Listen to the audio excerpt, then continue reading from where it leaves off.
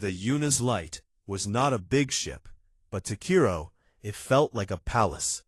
The walls were clean. The air was warm. There was a soft carpet under his feet. He had forgotten what carpet felt like. Hana was waiting when they arrived. Her face changed from curious to confused to angry in just a few seconds. "Appa, what is this?" she asked, staring at Kiro like he was a dangerous animal. "This is Kiro," Tejo said calmly. "He is going to stay with us for a while." "What? No, you cannot just bring a Draconeth onto our ship." Hana's voice was sharp. "They are warriors. They have conquered planets. What if he hurts us when he gets bigger?" Kiro stood very still. He had heard words like this many times. He wanted to disappear. He wanted to run back to his alley, where at least he knew what to expect. Tejo knelt down so he could look at both children. "Hana, look at him. Really look." Hana crossed her arms, but she looked. The dull scales. The damaged wing. The way Kiro was shaking like a leaf in a storm. "He is just a child," Tejo said. "Just like you. And he has nobody. Nobody in this entire galaxy." "But Appa, what if it was you?" Tejo asked quietly. "What if something happened to me, and you were alone? Would you want someone to walk past you like you were garbage?" Hana's face changed. She looked at Kiro again, and this time her eyes were different. Still unsure, but no longer angry.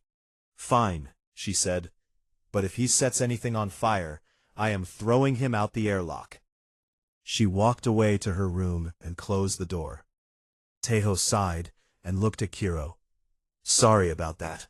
She is not bad. She is just scared. She will warm up." Kiro did not say anything. He did not believe that anyone could warm up to him. The first night was strange. Tejo gave Kiro a room of his own. A real room with a real bed. Kiro sat on the edge of the bed and did not know what to do. The mattress was soft. Too soft.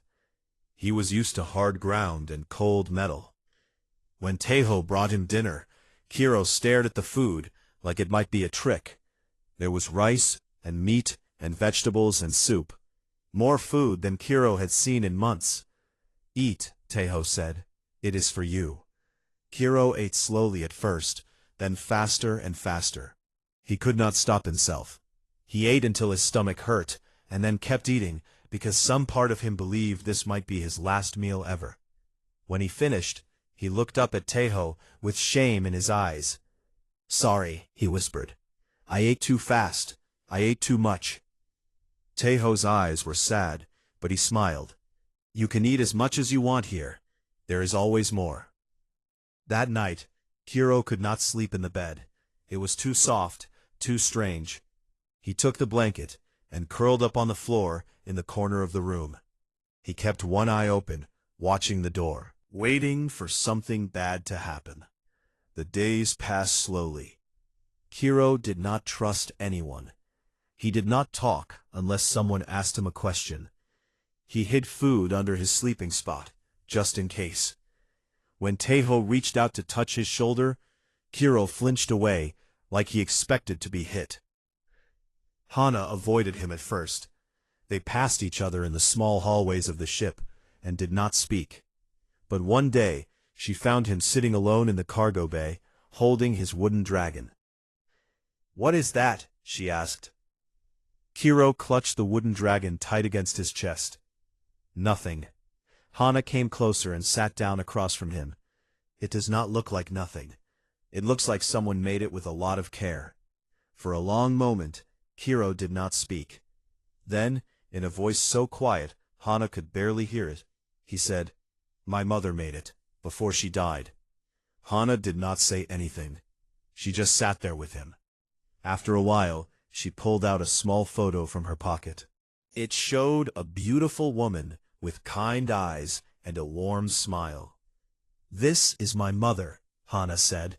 "She died 2 years ago. I miss her every day." Kiro looked at the photo. Then he looked at Hana. Something passed between them in that moment. An understanding. A shared pain. I miss my mother too, Kiro said. 1 week later, in the middle of the night, Taeho heard strange sounds coming from Kiro's room.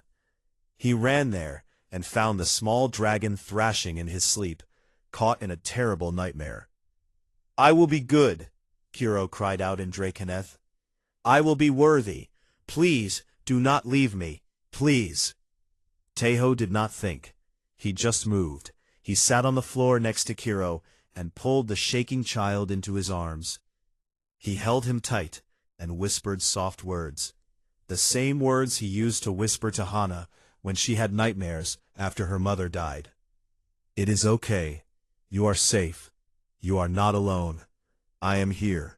I am not leaving. He found himself being held by a human, something no Draconith would ever do. His people believed that physical comfort was weakness. But the warmth of Taeho's arms felt like the safest place in the universe. Kiro did not pull away. Instead, he grabbed onto Taeho's shirt and cried. He cried for his parents. He cried for the 8 months of hunger and cold and loneliness.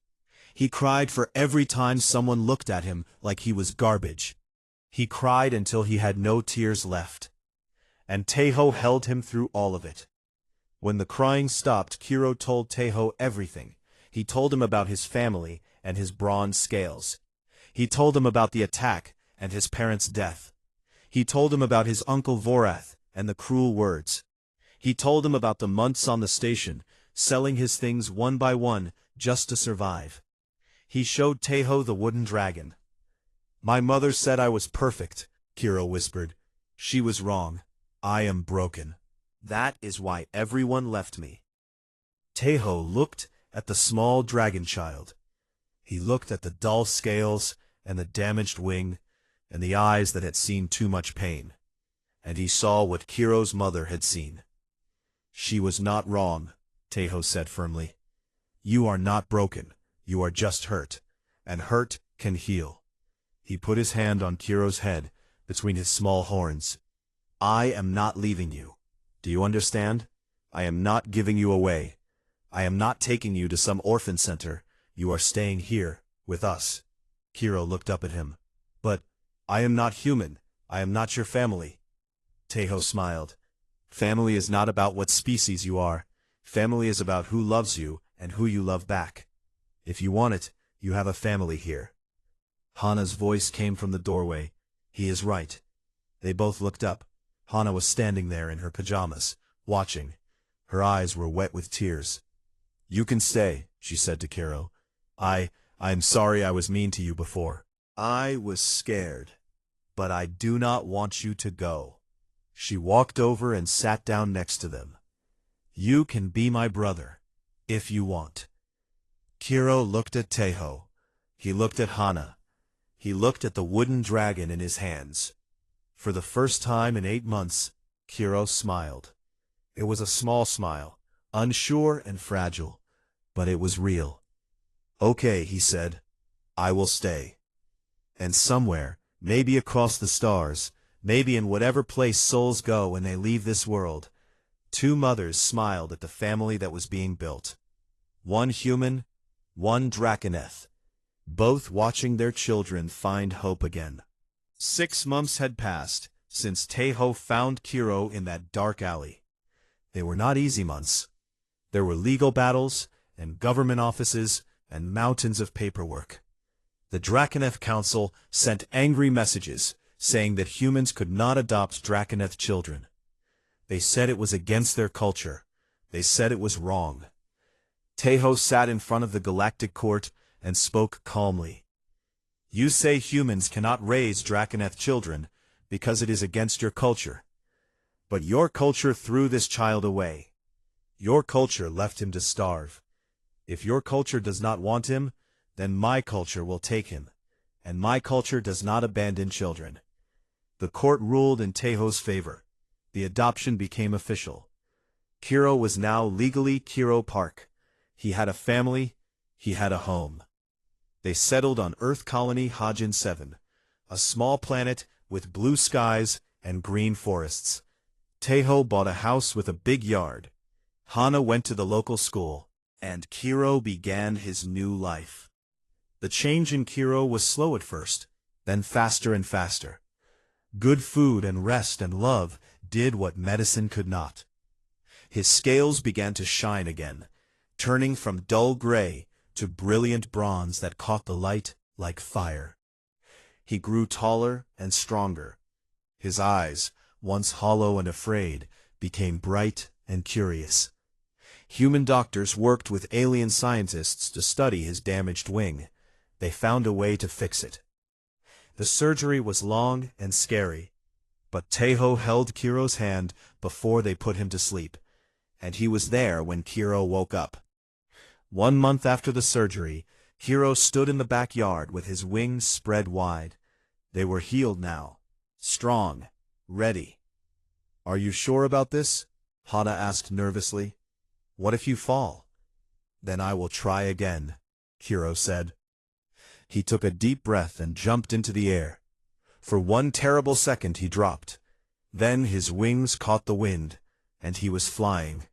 Really flying. Not the painful, crooked flight he could barely manage before, but real, true flying. He rose higher and higher, spiraling up into the blue sky. Below him, Taho and Hana cheered and shouted his name. Kiro looked down at them, at his family, and tears streamed down his face. But these were not tears of sadness. These were tears of joy. He flew for an hour that day. When he finally landed, he ran to Taho and hugged him so tight that Taho laughed. "I can fly," Kiro said. "Appa, I can fly." It was the first time he had called Taho Appa, the Korean word for father. Taho's eyes became wet, but he just smiled and hugged Kiro back. "Yes, you can," he said. "I knew you could." School was harder. Kiro was the only Draconeth on the whole planet. The other children stared at him. Some were scared, some were mean. A group of older boys pushed him down one day and called him a monster. Hana found out. She was 14 now, fierce and protective. She marched up to the boys with fire in her eyes. "He is my brother," she said. "If you touch him again, you will regret it." The boys laughed at her. "Your brother? He is not even human." Hana smiled in a way that was not friendly at all. "No, he is a dragon, and dragons remember their enemies." The boys looked at Kiro. They looked at his claws and his teeth and his wings. They suddenly realized that maybe bullying a dragon was not a good idea.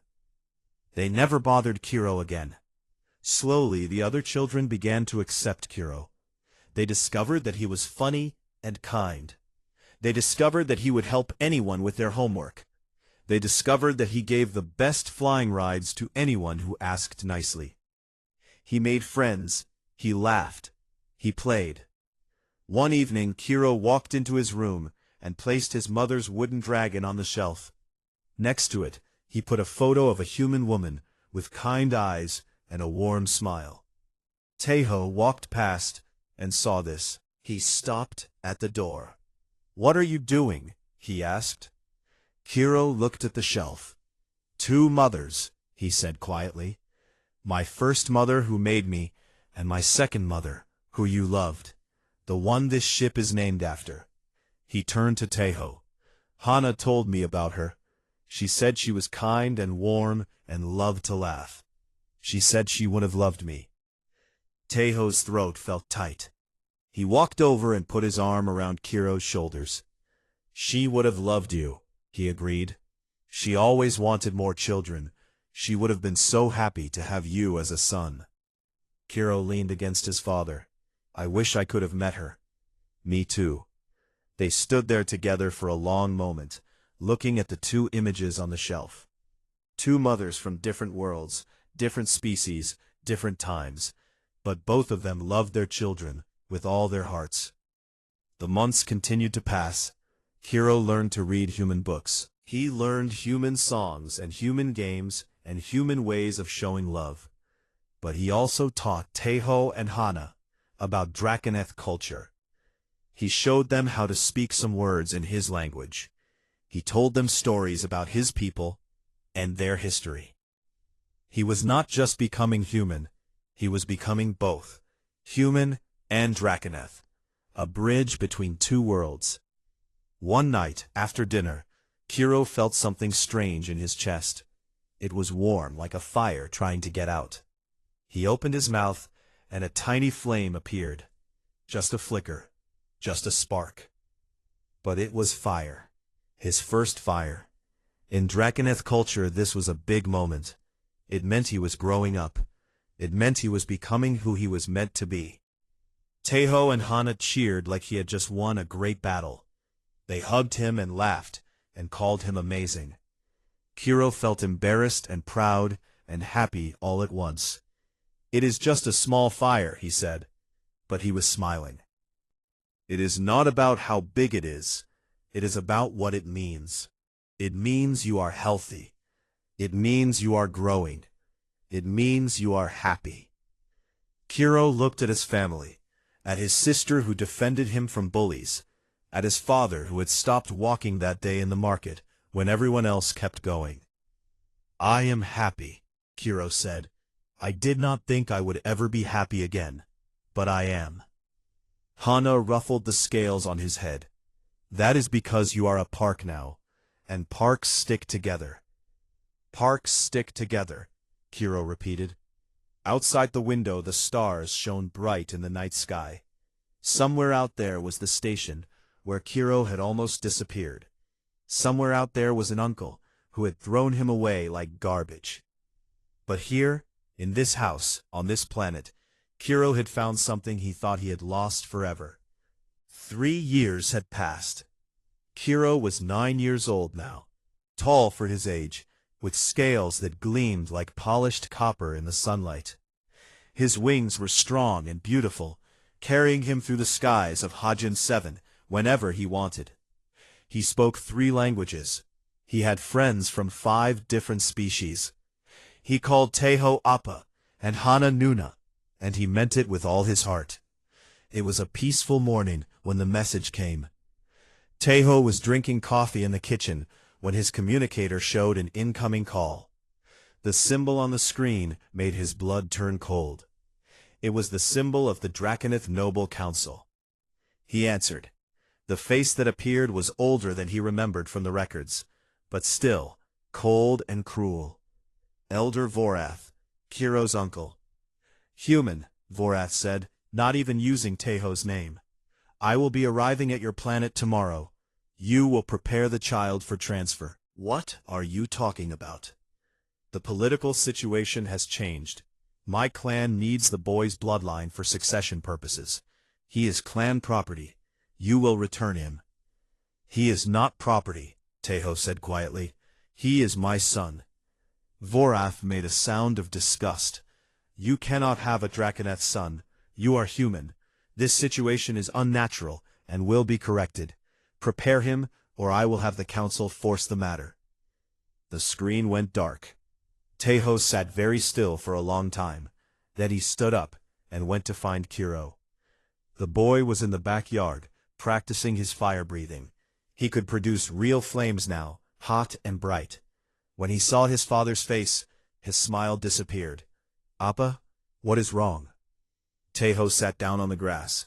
Kiro sat next to him, worry in his golden eyes. "Your uncle is coming," Taeho said. "He wants to take you back." For a moment, he was 6 years old again, cold and hungry and terrified in a dark alley. Then he took a deep breath, and the fear faded from his eyes. "I am not going," he said. "No," Taeho agreed. "You are not." Vorath's ship arrived the next day. It was large and golden, meant to show power and wealth. The elder walked down the ramp with guards beside him, expecting to find a broken child and a foolish human ready to hand him over. Instead, he found Kiro, standing in front of the house, waiting for him. The small, starving creature Vorath had thrown away was gone. In his place was a young Draconeth with bright scales, proud posture, and steady eyes. Vorath stopped. He had not expected this. "You have grown," he said. "Yes," Kiro replied, "I have, no thanks to you." "Watch your tone, boy. I am your elder. You are nothing to me." Kiro's voice was calm, but strong. "You left me to die. You told me I was worthless. You said I did not exist. A human saved me. A human raised me. A human loved me when my own blood threw me away." Vorath's face twisted with anger. "You dare speak to me this way? I am the head of your clan." "You are the head of nothing," Kiro said. "I am not part of your clan anymore. I am a Park. I am Kiro Park, and you have no power over me." Vorath stepped forward, his claws extending. "I will take you by force if I must. The council has given me authority to do what?" Teho walked out of the house.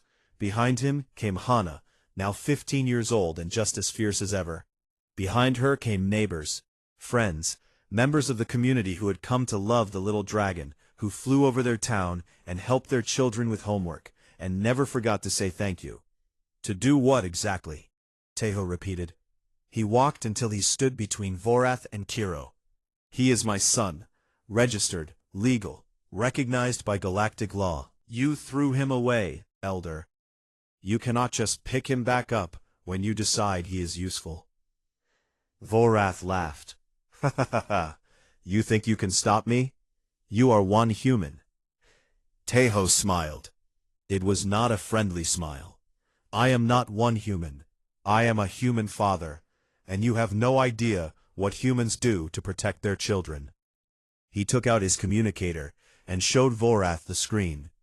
On it were hundreds of messages from human governments, news networks, and legal organizations across the galaxy.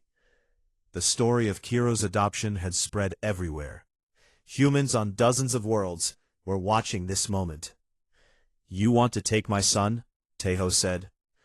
"Then you will have to fight through Earth's entire legal system, through every human court, through every news network that is waiting to broadcast your cruelty to the whole galaxy, through every parent who sees their own child in him." He stepped closer to Vorath. "And through me, personally." Vorath looked at the crowd. He looked at the communicator. He looked at the human who showed no fear at all. For the first time in his life, Vorath understood why humans had survived so long in a galaxy that should have destroyed them. It was not because they were strong or smart or powerful. It was because they were stubborn. They loved fiercely. They protected endlessly. They never ever gave up on their own. And Kiro was their own now. Vorath turned to leave, but before he could board his ship, Kiro called out, "Wait." The elder turned. Kiro walked toward him, holding something in his hands. It was the battered toy spaceship that Teho had bought 3 years ago. "I do not need this anymore," Kiro said. "But you look like you could use some help. Maybe you can sell it." He held out the toy. Vorath stared at it, his face twisted with emotions he could not name. Then he turned away and walked onto his ship without taking it. The ship rose into the sky and disappeared into the stars. Kiro watched it go, holding the old toy. Then he turned and walked back to his family. That night, the Park family sat together for dinner. Teho had made Kiro's favorite foods. Hana teased Kiro about eating too much. Kiro made a small flame to light the candles on the table, showing off. It was an ordinary evening, and that was what made it perfect. After dinner, Kiro sat on the porch and looked at the stars. Teho came and sat beside him. "Are you okay?" Teho asked. Kiro thought about it. He thought about the alley, and the cold, and the hunger. He thought about the day a strange human stopped when everyone else walked past. He thought about all the days since then, filled with love and laughter and family. "Appa," he said, "thank you for stopping that day. Thank you for letting me." They sat there together, the human and the dragon, watching the stars spin slowly across the sky. Somewhere out there were billions of beings who believed that strength meant power, that family meant blood, that kindness was weakness. They were wrong. In a galaxy that measured worth in conquest and gold, humans measured it in love. In a universe that threw away broken things, humans picked them up and made them whole. In a cosmos that said some lives mattered less than others, humans said every child mattered. And that made all the difference. Inside the house, on a shelf in Kiro's room, two objects sat side by side. A wooden dragon carved by a mother who died believing her son was perfect, and a photo of a human woman who never got to meet him but whose love helped build this family. A family that crossed species, planets, and stars. In the end, the biggest power in the galaxy was not weapons or technology or ancient bloodlines. It was something simpler and stronger. It was a father who refused to walk past a suffering child. It was a sister who defended her brother without hesitation. It was a boy who dared to believe he deserved to be loved. It was family. And family, the Park family knew, was everything. The little dragon sat in the corner of the alley. His name was Kiro, and he was 6 years old. Around him, the space station buzzed with life. Thousands of aliens walked through the market. They bought food. They laughed. They lived their lives. None of them looked at him. Kiro spread a dirty cloth on the ground in front of him. On it, he placed 3 toys. There was a small spaceship with a broken wing. There was a ball that no longer glowed. There was a stuffed animal that had lost most of its fur. These were the last things he owned in the universe. Well, almost the last things. In his small clawed hand, he held a wooden dragon. His mother had carved it for him before she died. He would never sell this one. Never. 8 months ago, Kiro had a home. He had parents who loved him. He had a warm bed and food every day. He was born to a noble family of Draconeth, the dragon people. But Kiro was different from other Draconeth children. His scales were bronze, not gold or silver like the rest of his family. In Draconeth culture, bronze scales meant you were broken, defective, a mistake. His parents did not care about the color of his scales. His mother would hold him close and whisper that he was perfect. His father would carry him on his shoulders and tell him he would grow up to be strong and brave. For 6 years, Kiro believed them. Then the bad people came. There was fighting, fire, screaming. When it was over, his parents were gone. His uncle, Elder Vorath, became the head of the family. Vorath looked at Kiro with cold eyes. He said the words that still echoed in Kiro's nightmares. "You are not worthy of our bloodline. You are nothing. You do not exist." Vorath brought Kiro to this space station and left him there. No food, no money, no explanation. Just a small bag of toys and clothes that Vorath threw at his feet before walking away without looking back. That was 8 months ago. Kiro had sold almost everything to survive. His clothes, his blankets, his favorite books. Now only the 3 toys remained, and after these were gone, he did not know what he would do. A group of tall aliens with gray skin walked past the alley. Kiro lifted his head. "Please," he said in a small voice, "would you like to buy a toy? Very cheap. Please." The aliens did not even slow down. One of them made a disgusted sound. "A Draconeth begging," he said to his friends. "How pathetic. Their kind conquered half the galaxy, and now look at this one. Garbage." They laughed and kept walking. Kiro lowered his head. He was used to this by now. The Draconeth were known as proud warriors, powerful, fierce. Seeing a Draconeth child begging was shameful to everyone. Other Draconeth who passed by pretended he was invisible. They would not help one of their own if he was defective. The day went on. The lights in the station ceiling changed from bright white to soft orange, showing that evening was coming. Kiro had not eaten anything today. His stomach hurt, but he had learned to ignore it. He had learned to ignore many things: the cold, the loneliness, the way his damaged wing ached when the air pressure changed. His wing had been hurt in the attack that killed his parents. It never healed right. He could not fly properly. Another reason he was worthless, Vorath had said. A group of Krellian merchants walked through the alley. They were large aliens with tusks and mean eyes. They saw Kuro and smiled in a way that made his heart beat fast with fear. "Look at this," one of them said. "A little dragon playing shop." Before Kuro could react, one of them kicked his toys. The spaceship flew into a puddle of dirty water. The ball rolled away into the darkness. The stuffed animal landed in a pile of trash. "Oops," the Krellian said. All of them laughed. Kuro scrambled to collect his things. His claws scraped against the dirty ground as he grabbed the wet spaceship and the ruined stuffed animal. Tears burned in his eyes, but he did not let them fall. "Drakeneth, do not cry." That was what his uncle always said, but Kuro was not sure he was a real Drakeneth anymore. The Krellians got bored and walked away. Kuro sat back in his corner, holding his damaged toys. He looked at them for a long time. They were worth almost nothing now. Who would buy a wet spaceship or a stuffed animal covered in garbage? Night came to the station. The market closed. The crowds disappeared. The lights dimmed until only a few pale lamps glowed in the distance.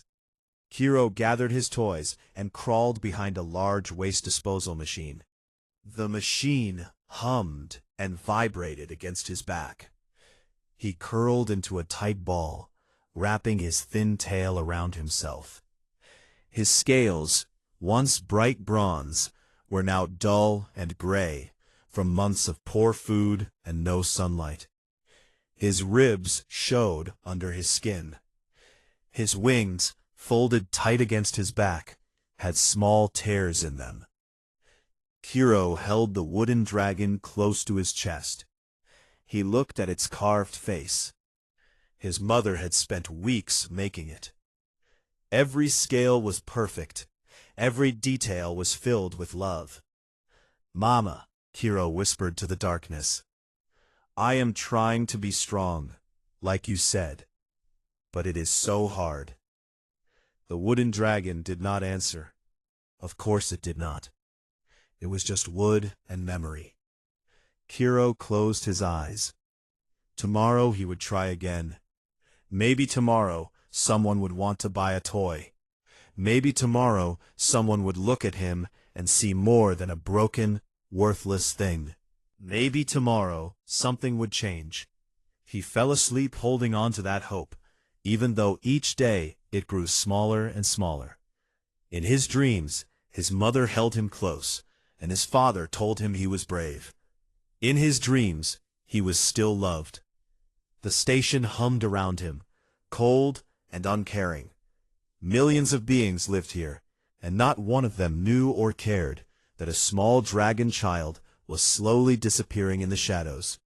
But somewhere out in the vast darkness of space, a ship was flying toward this station, and on that ship was a human named Park Taeho, who was about to change everything. Park Taeho walked through the crowded market of Nexus Station 47 with tired eyes. He was 38 years old, a cargo ship captain who had been flying between stars for 15 years. His ship, the Yuna's Light, was named after his wife. She had died 2 years ago from a sickness that even the best doctors could not cure. Now it was just him and his daughter Hana. His communicator beeped. Hana's face appeared on the small screen. She was 12 years old, with her mother's smile and her father's stubborn chin. "Appa, did you get my snacks?" she asked. Taeho smiled. It was the first time he had smiled all day. "Not yet. I just finished delivering the cargo. I'm going to the supply shop now. Do not forget the honey crackers and the dried mango, and maybe some chocolate." "Maybe you should come down here and carry all this yourself," Taeho said, but his voice was warm with love. Hana laughed. "I'm busy doing homework. Be safe, Appa. Come back soon. The screen went dark. Tejo put the communicator in his pocket and continued walking. The station was busy and loud. Aliens of every shape and color moved around him. Some were tall with many arms. Some were small and covered in fur. Some floated in the air. Humans were still fairly new to the galaxy, and Tejo often got strange looks from other species. They thought humans were young and foolish, too emotional, too soft. Tejo did not care what they thought.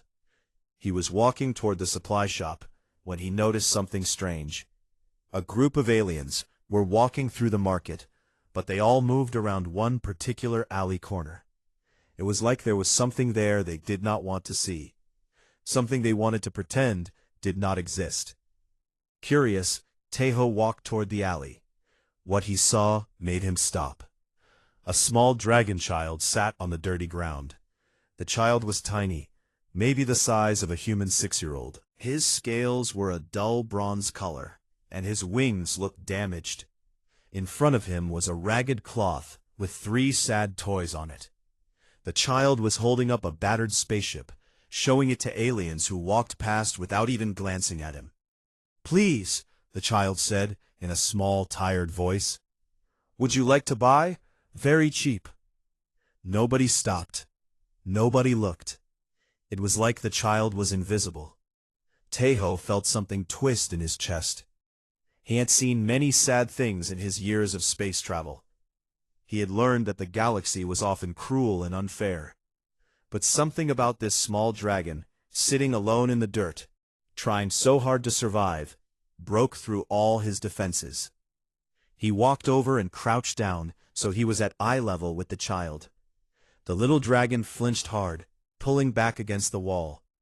His golden eyes were wide with fear. Tejo could see it in the way he raised his thin arms to protect his face.